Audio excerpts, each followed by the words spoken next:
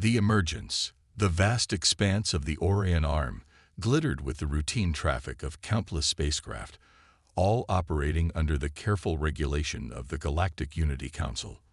For over 2 millennia, the Council had maintained order through strict technological limitations on emerging spacefaring species.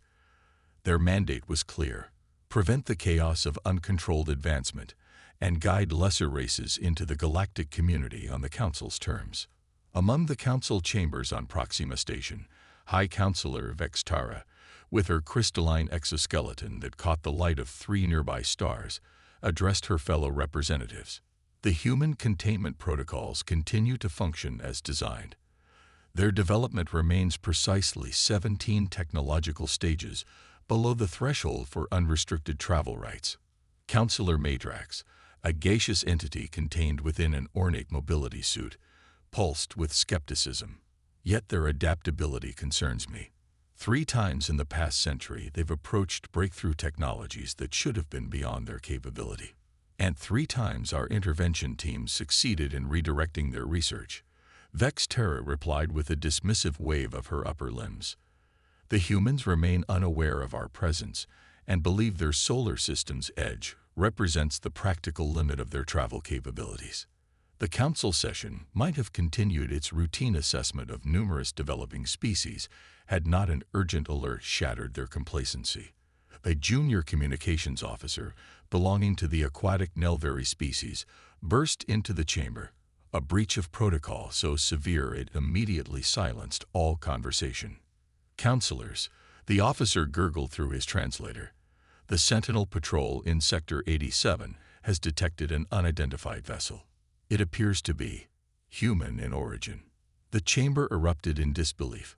Sector 87 lay 17 light-years beyond the Sol system, well beyond any conceivable reach of human technology. "Impossible," declared Counselor Thrix, his insectoid mandibles clicking rapidly. "Their propulsion systems are limited to sublight fusion drives. They cannot have reached Sector 87. Nevertheless, High Counselors," the officer continued, "the Sentinel has confirmed human design patterns and biological signatures. The vessel is currently engaged in some form of scanning operation near the Makara Nebula." Vextara's crystalline form darkened with concern. "Deploy the Enforcement Division. I want this anomaly contained immediately."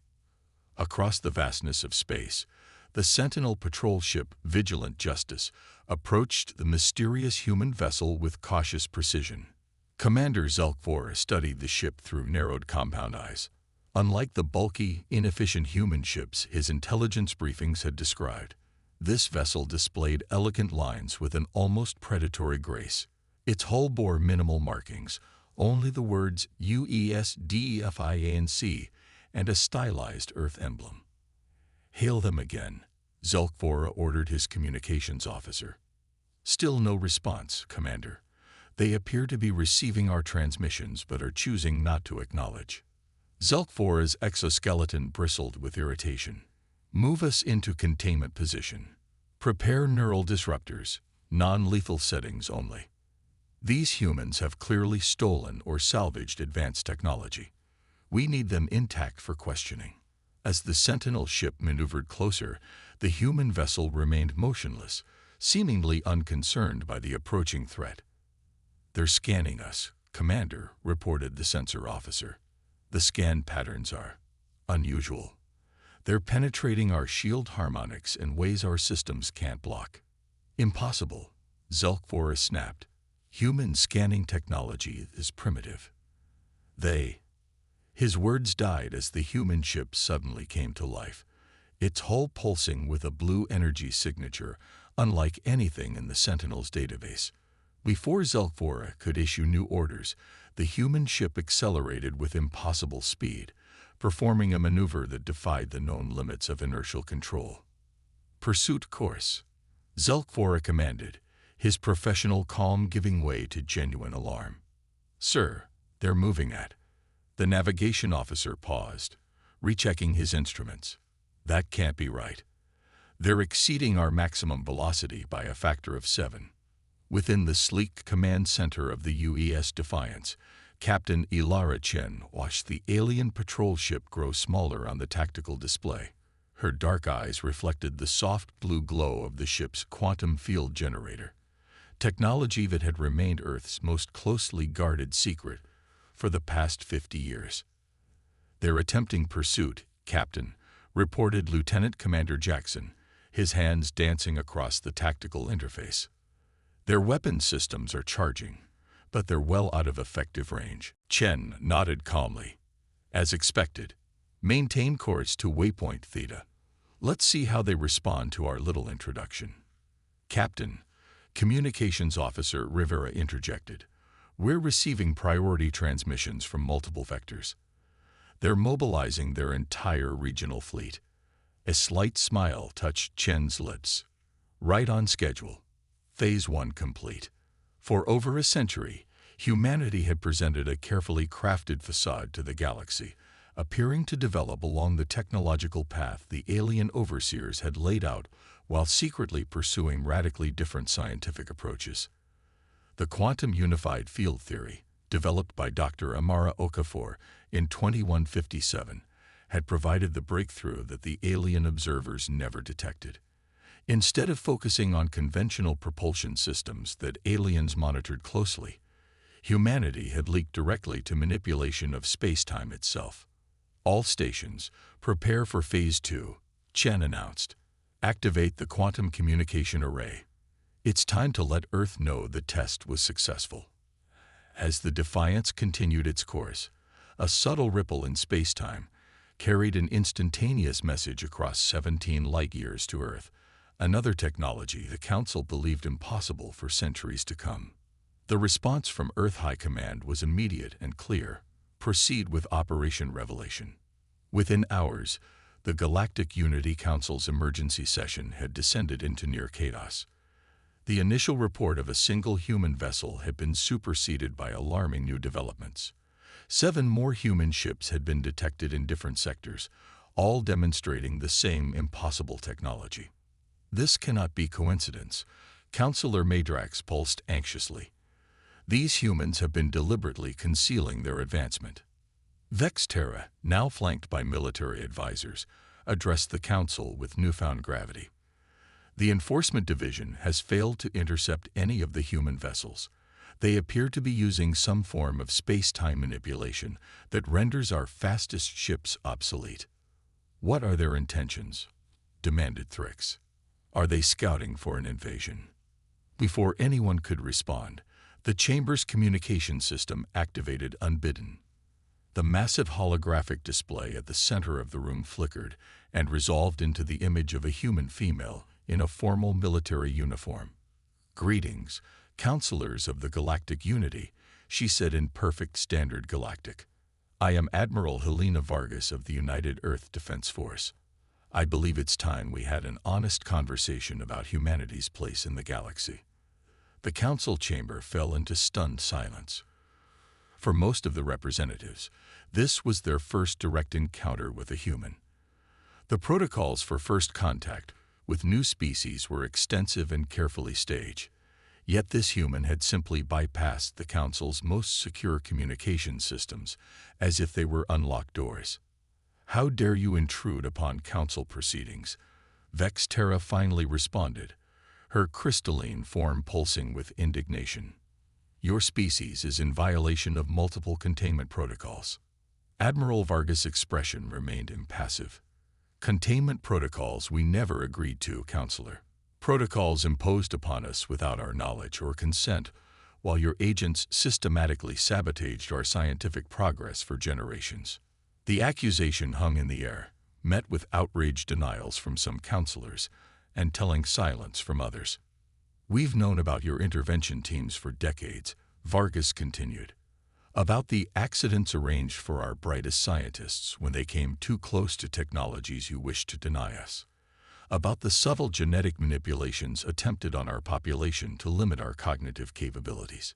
In the tense silence that followed, Counselor Madrax pulsed forward. "If what you say is true, and I do not concede that it is, how have you achieved such advancement despite our oversight?" For the first time, Admiral Vargas smiled. Because humanity's greatest strength has never been the obvious path of development you were monitoring. Our greatest advances came through conceptual leaps your observers weren't equipped to recognize. You watched our fusion research while we quietly revolutionized quantum physics. You monitored our computer development while we transformed our understanding of consciousness itself. On the Defiance, Captain Chen received new orders from Earth Command. The diplomatic approach was proceeding as planned, but the Council's military forces were mobilizing. Multiple battle groups were converging on known human ship positions. They're taking the bait, Chen noted with satisfaction. All ships, prepare to execute Maneuver Prometheus on my mark. As the Council's elite capture vessels closed in on the seemingly isolated human ships, they failed to notice the subtle distortions in spacetime around them.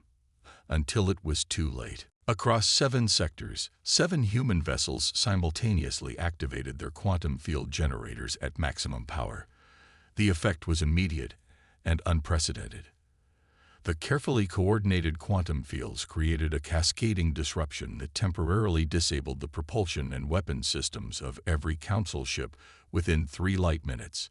In the Council chamber, alarms blared as reports of the coordinated strike poured in. Admiral Vargas' expression remained unchanged. That was a demonstration, Councilors, she said calmly, not an attack. Had we wished to destroy your ships, they would be debris fields now. Instead, they are simply immobilized temporarily while we continue our conversation about humanity's future in this galaxy. Vexterra's crystalline form had darkened to a deep blue of rage and fear. What do you want? What every sentient species deserves, Vargas replied. Self-determination, recognition of our sovereignty, and an end to the Council's policy of technological suppression of emerging species. As the first part of Operation Revelation concluded, the carefully constructed hierarchy of the galaxy had been irrevocably shaken. For the first time in over 2,000 years, the Galactic Unity Council faced a species that had not only evaded their control, but had emerged with technologies that made their own look primitive by comparison. And across the stars, Captain Ilara Chen and the crew of the Defiance prepared for the next phase, when humanity would reveal the full extent of what they had become while the galaxy wasn't watching. The Revelation. 3 standard days after the initial emergence of human warships, the Galactic Unity Council's headquarters on Proxima Station had transformed from an administrative center into a military command post. Defense arrays that had remained dormant for centuries now hummed with energy, while the diplomatic sectors teemed with representatives from over 50 species seeking emergency information. In a secure chamber deep within the station, High Counselor Vexterra confronted the unthinkable. Before her, holographic displays showed the current positions of the human vessels, now numbering 23, systematically moving through Council space with impunity. How did we miss this? She demanded of Director Calvin, head of the Council's Intelligence Division. An entire species developing restricted technologies under our observation. The director, a tall, gaunt being with skin that shifted colors with his emotional state, currently an anxious gray, gestured to the complex data models hovering between them. The humans employed misdirection on a civilization-wide scale, he explained. While we monitored their expected technological progression in propulsion, computing, weapons development, and energy production, they diverted significant resources to theoretical physics research we deemed centuries beyond their capability. Research we didn't bother to monitor, Vexterra concluded bitterly. Precisely.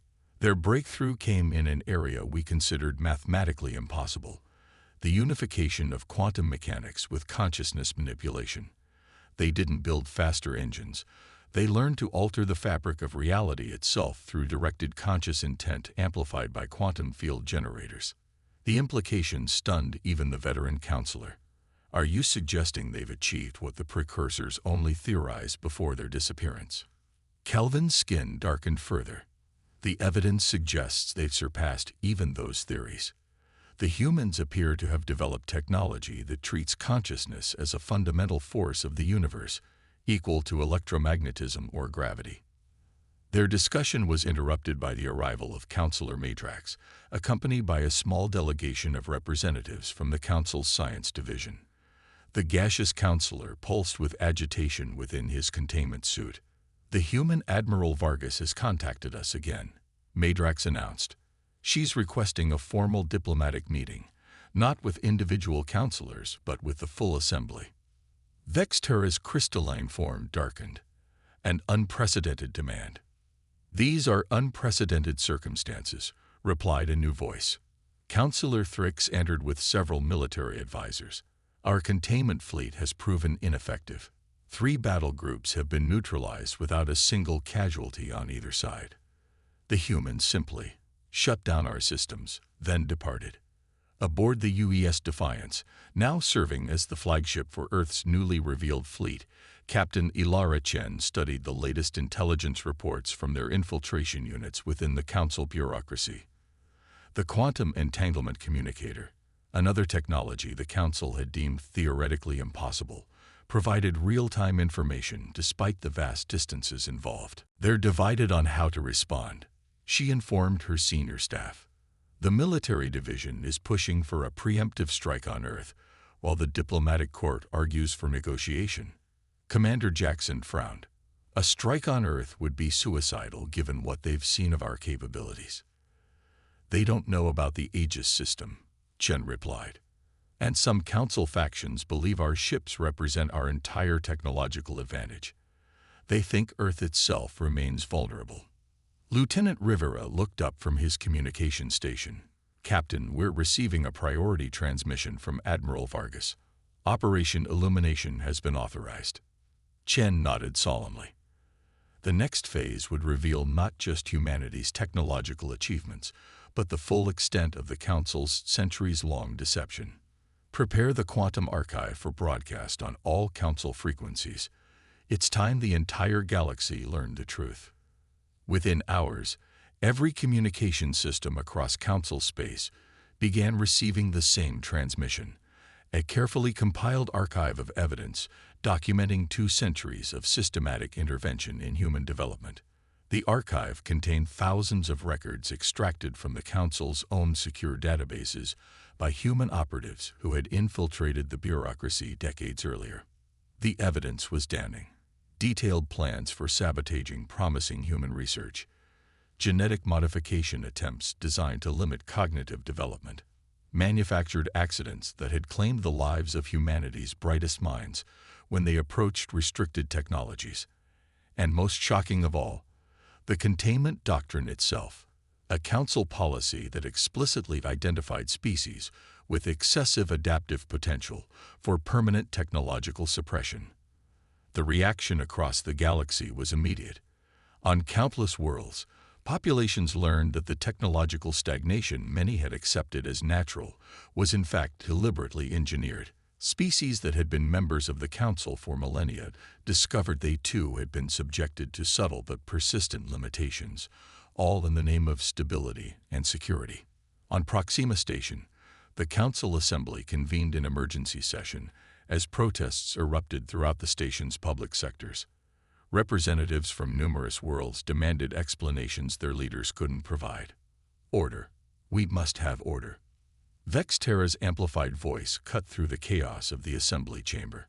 "These human allegations are being investigated, but we cannot allow panic toe."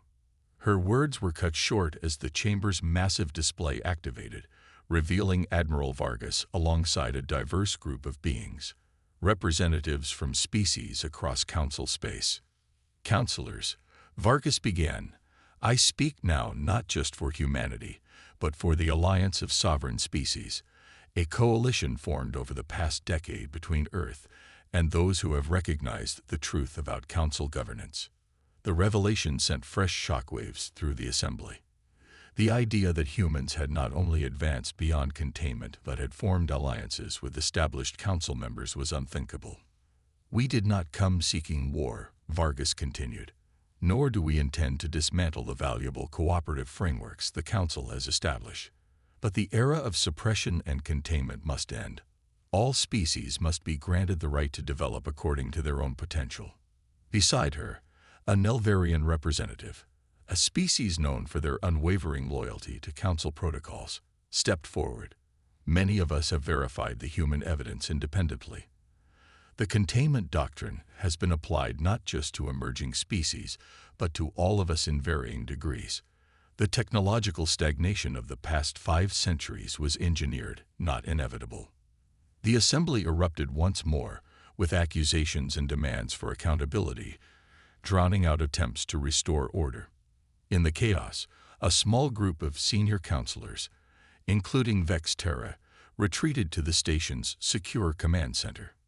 "We're losing control," Counselor Thrick stated, his mandibles clicking rapidly in distress. "Half the assembly is calling for immediate reform, and our military commanders report sympathy for the human cause spreading among the ranks." Vex Terra's crystalline form had taken on a cold, hard edge. "Then we must act decisively. Initiate Protocol Omega." The other counselors stared in shock. Protocol Omega was the Council's ultimate contingency, a coordinated strike designed to obliterate a species deemed too dangerous to exist. Without full assembly approval, Madrax pulsed anxiously. "That would violate our most fundamental laws." "The assembly is compromised," Vex Terra replied coldly. "The humans have proven themselves masters of manipulation. We cannot allow sentiment to cloud judgment when the stability of the galaxy is at stake." After a tense moment, the remaining counselors reluctantly authorized the protocol. Throughout Council space, elite strike forces received encrypted orders to converge on the Sol system. What the counselors didn't know was that their secure communications had been compromised months earlier.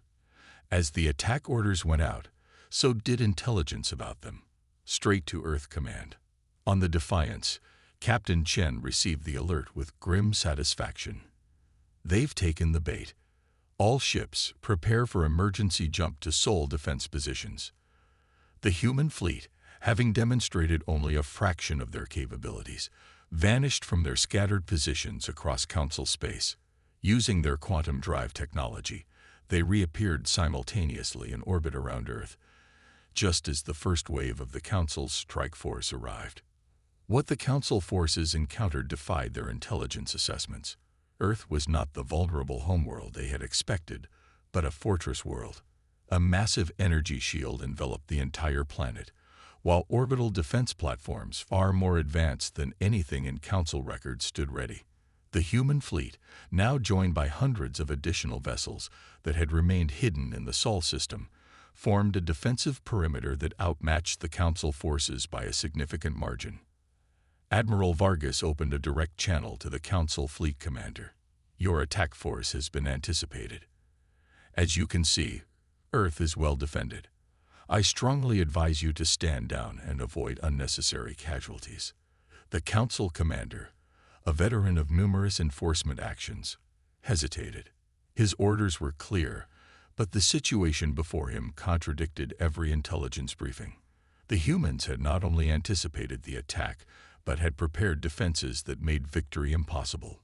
Before he could respond, new orders arrived from Proxima Station, but not from the counselors who had authorized Protocol Omega. Instead, the message came from the full assembly, which had reasserted control over military operations. "All forces, stand down," came the voice of Assembly Speaker Trell. "By emergency vote, the Assembly has suspended Protocol Omega and removed the authorizing counselors from power pending investigation." The confrontation at Earth had turned from potential genocide to an unprecedented political revolution within the Council itself. As the Council fleet withdrew to safe positions, delegations from both sides prepared for formal negotiations. 1 week later, the Grand Assembly Hall on Proxima Station hosted a historic gathering. Representatives from every Council species, along with a human delegation led by Admiral Vargas, convened to forge a new galactic order. Captain Chen, now serving as Vargas's chief of staff, watched the proceedings with measured optimism. The path forward remained uncertain, but the old order of suppression and control had been irrevocably broken. The Revelation Accords, as they came to be known, established new principles for interspecies relations. The containment doctrine was formally abolished, replaced by a framework that recognized the sovereign right of all species to pursue their own development with minimal interference. A new oversight body, with rotating membership from all signatory species, would replace the permanent council leadership structure that had enabled centuries of manipulation. Most significantly, the Accords established a commission to investigate the full extent of the Council's technological suppression and to share restricted knowledge with all member species. In the aftermath, as the delegates mingled in celebration of the new agreement, Captain Chen found herself approached by an unlikely figure, Vex Terra, the former High Counselor now stripped of her authority. "I underestimated your species," the crystalline being admitted, her form now a subdued shade of contrition. "I believed absolutely in the necessity of containment, that uncontrolled technological advancement would lead to chaos and destruction." Chen considered the former counselor thoughtfully, and yet the chaos came not from advancement but from suppression, from denying species their natural right to grow and evolve. "Perhaps," Vex Terra acknowledged, "but I wonder if you understand the responsibility you now bear. You have not just changed the political order of the galaxy, you have fundamentally altered how species will interact for millennia to come." "We understand the responsibility," Chen replied firmly.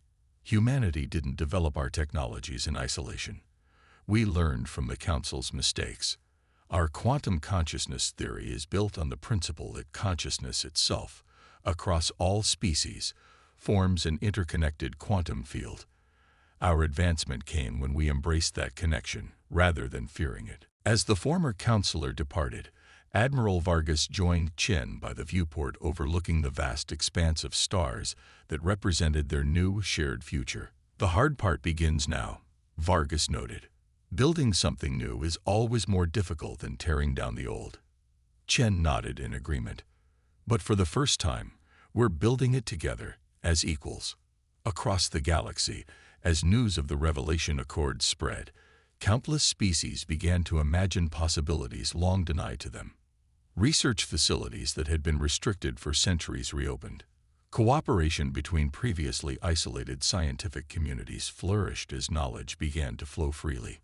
The emergence of humanity's warships had indeed sent shockwaves through the galaxy, but the resulting tremors had awakened a new era of discovery and cooperation that would reshape civilization for generations to come. And aboard the Defiance, as it prepared to return to Earth, Captain Ilara Chen looked out at the stars with a profound sense of accomplishment. Humanity had not just secured its place among the stars, it had helped free the galaxy from chains most species hadn't even realized they wore. The journey ahead would not be easy. Old prejudices and fears would not disappear overnight. But for the first time in millennia, the species of the galaxy faced the future not as carefully managed subjects, but as architects of their own destiny.